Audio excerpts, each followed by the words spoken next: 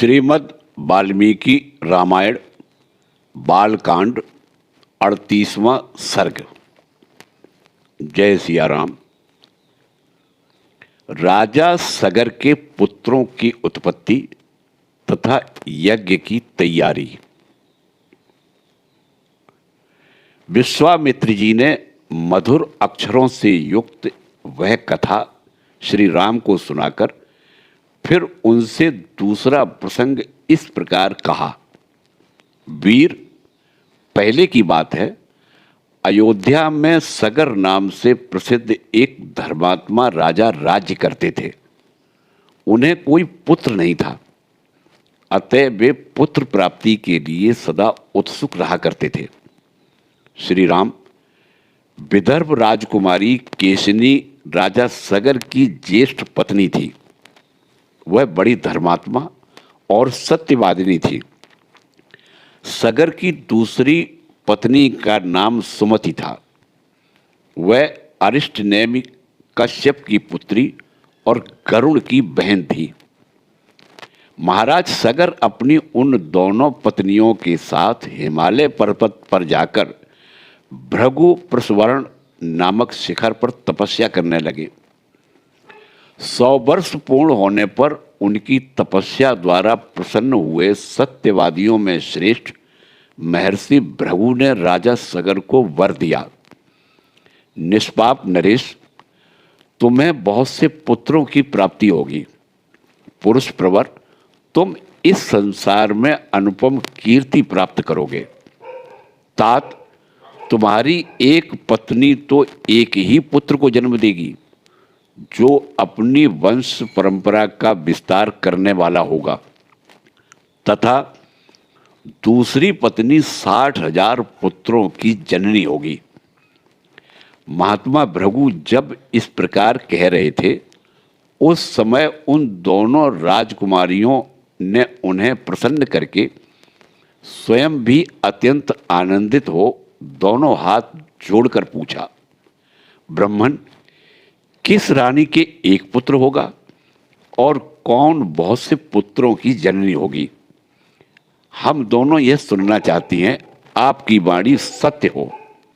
उन दोनों की यह बात सुनकर परम धर्मात्मा भृगु ने उत्तम वाणी में कहा, देवियों, तुम लोग यहाँ अपनी इच्छा प्रकट करो। तुम्हें वंश चलाने वाला एक ही पुत्र प्राप्त हो अथवा महान, बलवान, यशस्वी एवं अत्यंत उत्साही बहुत से पुत्र, इन 2 वरों में से किस वर को कौन सी रानी ग्रहण करना चाहती है? रघुकुल नंदन श्री राम, मुनि का यह वचन सुनकर केशिनी ने राजा सगर के समीप वंश चलाने वाले एक ही पुत्र का वर ग्रहण किया। तब गरुण की बहन सुमति ने महान, उत्साही और यशस्वी 60,000 पुत्रों को जन्म देने का वर प्राप्त किया। रघुनंदन, तदंतर रानियों सहित राजा सगर ने महर्षि की परिक्रमा करके उनके चरणों में मस्तक झुकाया और अपने नगर को प्रस्थान किया। कुछ काल व्यतीत होने पर बड़ी रानी केशिनी ने सगर के औरस पुत्र असमंज को जन्म दिया। पुरुष सिंह छोटी रानी सुमति ने तुम्बी के आकार का एक गर्भपिंड उत्पन्न किया। उसको फोड़ने से 60,000 बालक निकले। उन्हें घी से भरे हुए घड़ों में रखकर धाइयां उनका पालन पोषण करने लगी। धीरे धीरे जब बहुत दिन बीत गए, तब वे सभी बालक युवावस्था को प्राप्त हुए। इस तरह दीर्घ काल के पश्चात राजा सगर के रूप और युवावस्था से सुशोभित होने वाले 60,000 पुत्र तैयार हो गए। नरश्रेष्ठ रघुनंदन, सगर का ज्येष्ठ पुत्र असमंज नगर के बालकों को पकड़कर सरयू के जल में फेंक देता था, और जब वे डूबने लगते थे तब उनकी ओर देखकर हंसता था। इस प्रकार पापाचार में प्रवृत्त होकर जब वह सत्पुरुषों को पीड़ा देने और नगर निवासियों का अहित करने लगा, तब पिता ने उसे नगर से बाहर निकाल दिया। असमंज के पुत्र का नाम था अंशुमान। वह बड़ा ही पराक्रमी, सबसे मधुर वचन बोलने वाला तथा सब लोगों को प्रिय था। नरश्रेष्ठ, कुछ काल के अनंतर महाराज सगर के मन में यह निश्चित विचार हुआ कि मैं यज्ञ करूं। यह दृढ़ निश्चय करके वेद वेत्ता नरेश अपने उपाध्यायों के साथ यज्ञ करने की तैयारी में लग गए। श्रीमद् वाल्मीकि रामायण बालकांड 39वां सर्ग। जय सिया राम। इंद्र के द्वारा राजा सगर के यज्ञ संबंधी अश्व का अपहरण, सगर पुत्रों द्वारा सारी पृथ्वी का भेदन तथा देवताओं का ब्रह्मा जी को यह सब समाचार बताना। विश्वामित्र जी की कही हुई कथा सुनकर श्री रामचंद्र जी बड़े प्रसन्न हुए। उन्होंने कथा के अंत में अग्नितुल्य तेजस्वी विश्वामित्र मुनि से कहा, ब्रह्मन, आपका कल्याण हो। मैं इस कथा को विस्तार के साथ सुनना चाहता हूँ। मेरे पूर्वज महाराज सगर ने किस प्रकार यज्ञ किया था। उनकी यह बात सुनकर विश्वामित्र जी को बड़ा कौतूहल हुआ। वे यह सोचकर कि मैं जो कुछ कहना चाहता हूँ उसी के लिए ये प्रश्न कर रहे हैं, जोर जोर से हंस पड़े। हंसते हुए से ही उन्होंने श्री राम से कहा, राम, तुम महात्मा सगर के यज्ञ का विस्तार पूर्वक वर्णन सुनो। पुरुषोत्तम, शंकर जी के ससुर हिमवान नाम से विख्यात पर्वत विंध्याचल तक पहुंचकर तथा विंध्य पर्वत हिमवान तक पहुंचकर दोनों एक दूसरे को देखते हैं। इन दोनों के बीच में दूसरा कोई ऐसा ऊंचा पर्वत नहीं है जो दोनों के पारस्परिक दर्शन में बाधा उत्पस्थित कर सके। इन्हीं दोनों पर्वतों के बीच आर्यावर्त की पुण्य भूमि में उस यज्ञ का अनुष्ठान हुआ था। पुरुष सिंह, वही देश यज्ञ करने के लिए उत्तम माना गया है।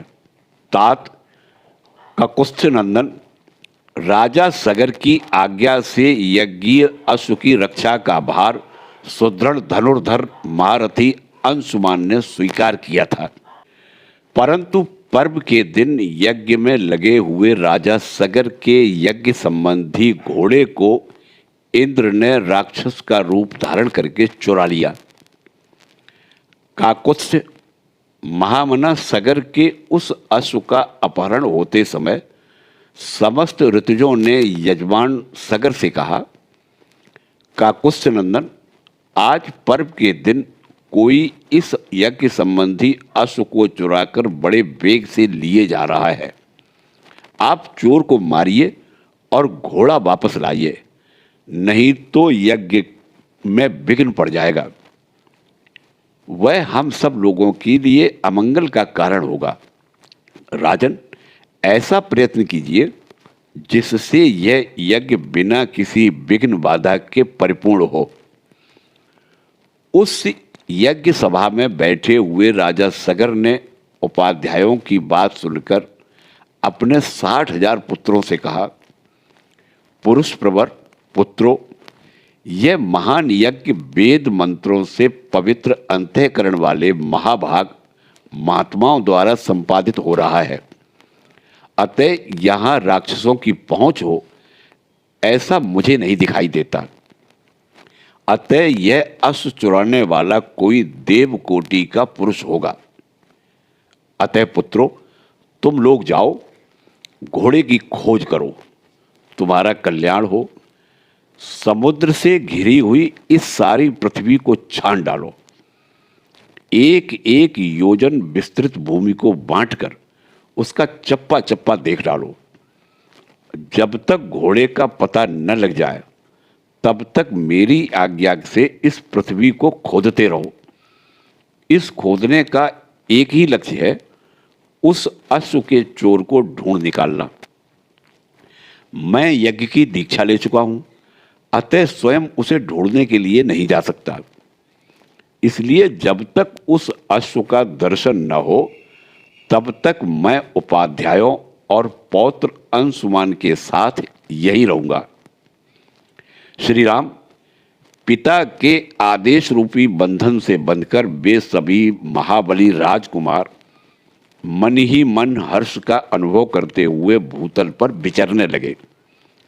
सारी पृथ्वी का चक्कर लगाने के बाद भी उस अश्व को न देखकर उन महाबली पुरुष सिंह राजपुत्रों ने प्रत्येक के हिस्से में एक एक योजन भूमि का बंटवारा करके अपनी भुजाओं द्वारा खोदना आरंभ किया।